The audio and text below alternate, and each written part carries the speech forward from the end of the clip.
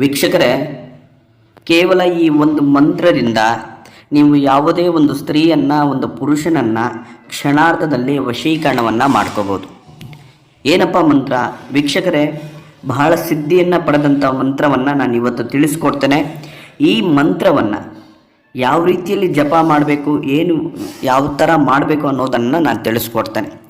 ವೀಕ್ಷಕರೇ, ನೀವು ಇಷ್ಟಪಡುವಂಥ ಸ್ತ್ರೀ ನಿಮ್ಮಿಂದ ದೂರ ಆಗಿದ್ದರೆ, ಅಥವಾ ನೀವು ಪುರುಷ ನಿಮ್ಮಿಂದ ಯಾರಾದರೂ ಬಿಟ್ಟು ಹೋಗಿದರೆ, ನೀವು ಪ್ರೀತಿಸಿದ ಹುಡುಗಿ ನಿಮ್ಮಿಂದ ದೂರ ಆಗಿ ಬೇರೆ ಯಾರನ್ನಾದರೂ ಮದುವೆ ಆಗ್ತಾ ಇದ್ರೆ, ಅಥವಾ ನಿಮಗೆ ಕೌಟುಂಬಿಕ ಕಲಹಗಳು, ನಿಮ್ಮ ದಾಂಪತ್ಯದಲ್ಲಿ ಏನಾದರೂ ಕಲಹಗಳಿದ್ದು ಯಾರಾದರೂ ದೂರ ಆಗಿದ್ದರೆ, ವೀಕ್ಷಕರೇ ತಲೆ ಕೆಡಿಸೋ ಅಗತ್ಯ ಇಲ್ಲ. ಈ ಒಂದು ಮಂತ್ರವನ್ನು ಬಹಳ ಭಕ್ತಿ ಶ್ರದ್ಧೆಯಿಂದ ಜಪ ಮಾಡಿ ಸಾಕು.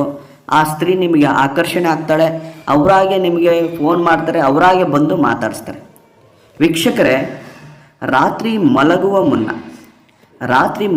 ಮುನ್ನ ನೀವು ಯಾರನ್ನ ವಶೀಕರಣವನ್ನು ಮಾಡ್ಕೊತೀರಿ, ಅವರು ಒಂದು ಫೋಟೋವನ್ನು ಇಟ್ಕೋಬೇಕು. ಆ ಫೋಟೋ ಅದರ ಮುಂದೆ ಈ ಮಂತ್ರವನ್ನು 27 ಬಾರಿ ಜಪ ಮಾಡಬೇಕು. ಏನಪ್ಪ ಮಂತ್ರ? ಓಂ ಹಿಂ ಓಂ ಹ್ರೀಂ ರತಿಪ್ರಿಯೆ ಸ್ವಾಹ.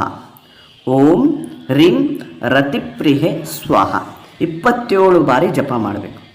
ವೀಕ್ಷಕರೇ, ಜಪ ಮಾಡಿ ಬಹಳ ಸಿದ್ಧಿ ಭಕ್ತಿ ಶ್ರದ್ಧೆಯಿಂದ ಜಪ ಮಾಡಿ, ಅವರ ಫೋಟೋ ಮುಂದೆ ಜಪ ಮಾಡಿ 27 ಬಾರಿ ರಾತ್ರಿ ಮಲಗುವ ಮುನ್ನ ಈ ಒಂದು ಮಂತ್ರವನ್ನು ಜಪ ಮಾಡಿ. ವೀಕ್ಷಕರೇ, ಅದರದ್ದು ರಿಸಲ್ಟು ನಿಮಗೆ ಗೊತ್ತಾಗುತ್ತೆ.